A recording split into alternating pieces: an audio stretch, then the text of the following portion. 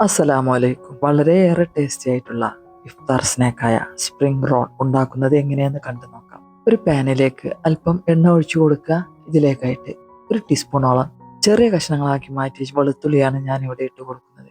ഇത് ഈ എണ്ണയിൽ കടന്ന് നല്ല പോലെ ഒന്ന് റോസ്റ്റ് ചെയ്തെടുക്കുക. ശേഷം ഇതിലേക്കായിട്ട് മഞ്ഞളും ഉപ്പിട്ട് വേവിച്ചെടുത്ത ചിക്കനാണ് ഇട്ട് കൊടുക്കുന്നത്. ഈ ചിക്കൻ കൈകൊണ്ട് തന്നെ നല്ലപോലെ ഒന്ന് പിച്ചിയെടുക്കുക. നല്ലപോലെ ഈ എണ്ണയിലിട്ട് ഒന്ന് റോസ്റ്റ് ചെയ്തെടുക്കണം കേട്ടോ, ഹൈ ഫ്ലെയിമിൽ തന്നെ.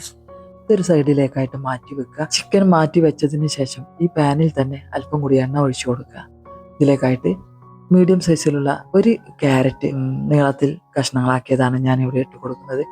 ഇത് ഹൈ ഫ്ലെയിമിൽ വെച്ച് തന്നെ 1 മിനിറ്റോളം ഒന്ന് റോസ്റ്റ് ചെയ്തെടുക്കുക. ശേഷം ഇതിലേക്കായിട്ട് ഒരു ബൗള് ക്യാബേജ് കഷ്ണങ്ങളാക്കിയത്, നീളത്തിൽ കഷ്ണങ്ങളാക്കിയത് കേട്ടോ, അതും ഇതുപോലെ തന്നെ 1 മിനിറ്റ് നേരം ഒന്ന് റോസ്റ്റ് ചെയ്തെടുക്കുക. ശേഷം ഇതിലേക്കായിട്ട് ക്യാപ്സിക്കം, ഇത് അരക്കപ്പേ ഉള്ളൂ, അതും നീളത്തിൽ അരിഞ്ഞത് ചേർത്ത് കൊടുക്കുക. 1 മിനിറ്റ് സമയം ഇതും ഇതുപോലെ തന്നെ റോസ്റ്റ് ചെയ്തെടുത്തതിന് ശേഷം ഇതിലേക്കായിട്ട് 1/4 ടീസ്പൂണോളം ഉപ്പ് ചേർത്ത് കൊടുക്കുക. 1 ടീസ്പൂൺ കുരുമുളക് പൊടിയാണ് പിന്നീട് ചേർത്ത് കൊടുക്കുന്നത്.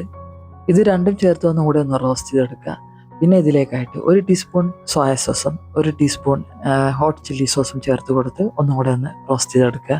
ശേഷം ഇതിലേക്കായിട്ട് നേരത്തെ വറുത്ത് മാറ്റി വെച്ച ചിക്കൻ ഉണ്ടല്ലോ, അതും ചേർത്ത് നല്ല പോലെ ഒന്ന് ഹൈ ഫ്ലെയിമിൽ തന്നെ ഇളക്കി യോജിപ്പിച്ചതിന് ശേഷം ഫ്ലെയിം ഓഫ് ചെയ്ത് ഒരു സൈഡിലേക്കായിട്ട് മാറ്റി വെക്കും. ഇനി നമുക്ക് അല്പം മൈദ പശ ഉണ്ടാക്കിയെടുക്കാം. അതിനായിട്ട് അല്പം മൈദയിലേക്ക് കുറച്ച് വെള്ളം ഒഴിച്ച് ഇത് നല്ല പോലെ ഒന്ന് കുറുക്കി മാറ്റി ഒരു സൈഡിലേക്കായിട്ട് മാറ്റി വെക്കുക.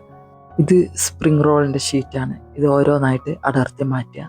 ശേഷം ഇതിന്റെ 2 വശങ്ങളിലായിട്ട് നേരത്തെ തയ്യാറാക്കി വെച്ച മൈദ പശ തേച്ചു കൊടുക്കുക. പിന്നീട് ഇതിൽ കാണിച്ച പോലെ ഈ ഷീറ്റിന്റെ ഈ ഭാഗത്തായിട്ട് നേരത്തെ തയ്യാറാക്കി വെച്ച ആ ചിക്കൻ മിക്സ് ഉണ്ടല്ലോ, അത് വെച്ച് കൊടുക്കുക. മുകളിൽ നിന്ന് ആദ്യം മടക്കിയെടുക്കുക, പിന്നീട് 2 വശത്തു നിന്നായി മടക്കി ചുറ്റിയെടുക്കുക. ഇതുപോലെ എല്ലാതും ചെയ്തെടുക്കുക. ഇതൊരു സൈഡിലേക്കായിട്ട് മാറ്റി വെക്കുക.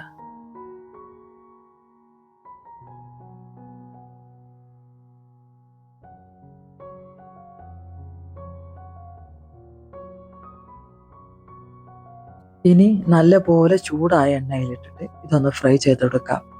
ഒരു വശം നല്ലപോലെ ആയി കഴിഞ്ഞാൽ, കളർ മാറി വന്നാൽ മറ്റേ വശവും അതുപോലെ തന്നെ മറിച്ചിട്ട് ഒന്നുകൂടെ ഒന്ന് വേവിച്ചെടുക്കുക. ശേഷം ഇത് എണ്ണയിൽ നിന്നും കോരി മാറ്റുക. ഒരു കാര്യം പ്രത്യേകം ശ്രദ്ധിക്കുക, എണ്ണ ചൂടായിട്ടില്ലെങ്കിൽ, നല്ലപോലെ തിളച്ചിട്ടില്ല എങ്കിൽ ഇതിനകത്തേക്ക് എണ്ണ കയറാൻ സാധ്യതയുണ്ട്. അതുകൊണ്ട് തന്നെ നല്ലപോലെ എണ്ണ ചൂടായതിനു ശേഷം ഇത് ഫ്രൈ ചെയ്തെടുക്കുക. അപ്പോൾ നിങ്ങൾക്ക് ഈ വീഡിയോ ഉപകാരപ്പെടുമെന്ന് തോന്നിയാൽ മറ്റുള്ളവരിലേക്ക് ഷെയർ ചെയ്ത് കൊടുക്കുക. ഇഷ്ടമായ ലൈക്ക് ചെയ്യുക, സബ്സ്ക്രൈബ് ചെയ്യുക.